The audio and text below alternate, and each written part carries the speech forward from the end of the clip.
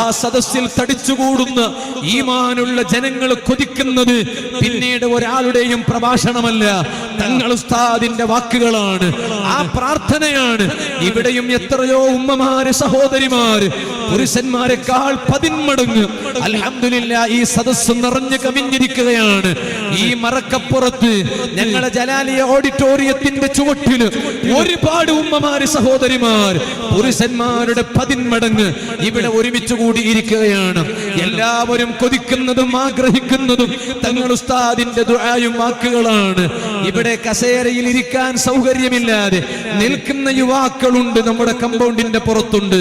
അവർ കമ്പൗണ്ടിന്റെ അകത്തോട്ട് കയറി വരണമെന്ന് സാന്ദർഭികമായി ഓർമ്മപ്പെടുത്തുകയാണ്. ഞാൻ പറഞ്ഞു വന്നത്, ഞാൻ ഇങ്ങനെ പേടിക്കുകയാണ്. ഞങ്ങളെ പ്രിയപ്പെട്ട റജബാക്ക മണിപ്പാൽ ഇവിടുന്ന് കുറെ സംസാരിച്ചു. ഞങ്ങളോടുള്ള സ്നേഹം കൊണ്ടാണ്. തങ്ങൾ ഉസ്താദിനോട് വല്ലാത്ത ബന്ധം അടുക്കാൻ ഇതുവരെ കഴിഞ്ഞിട്ടില്ലെങ്കിലും ബഹുമാനപ്പെട്ട നൂറു സാദാത്ത് എന്ന് പറയുമ്പോൾ പ്രിയപ്പെട്ട റജബാക്കാക്ക് വലിയ ആവേശമാണ്. ആ ഒരു ആവേശം കൊണ്ടാണ് യഥാർത്ഥത്തിൽ കുടുംബസഹിതം ഗൾഫിലേക്ക് പോകേണ്ടുന്ന റജബാക്ക. ഞാൻ നേരത്തെ പറഞ്ഞല്ലോ, സൗദി അറേബ്യയിൽ നിന്ന് സ്വന്തം മകന്റെ കല്യാണത്തിന് വേണ്ടി ഡോഡ്ജ് എന്ന് പറയുന്ന വാഹനം നാട്ടിലോട്ട് ഇറക്കിയ ആ വണ്ടിയിൽ തന്നെയാണ് ഇന്ന് നൂറു സാദാത്തിന്റെ പരിപാടിയിലേക്ക് റജബക്ക കുടുംബസഹിതം ഇവിടെ എത്തിയിട്ടുള്ളത്. ഞാൻ പറഞ്ഞു, നിങ്ങൾ 20-ാം തീയതി പരിപാടിയിലേക്ക് വരണം. അപ്പൊ പറഞ്ഞു, ഞാൻ കുടുംബസഹിതം പോകാൻ ഉറപ്പിച്ചിട്ടുണ്ട്. 6 ബണ്ട ഉസ്താദ് എന്ന് കേട്ടിട്ട് ഞാൻ പറഞ്ഞു, നൂറു സാദാത്ത് ബായാറ് തങ്ങൾ ഉസ്താദാണ്.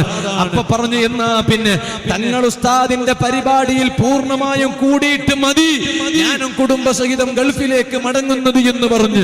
അൽഹംദുലില്ലാ ആ സൗദി അറേബ്യയിലെ വാഹനത്തിലാണ് ഇന്ന് ഈ സദസ്സിലോട്ട് വന്നത്. ഞാൻ അവസാനിപ്പിക്കുകയാണ്.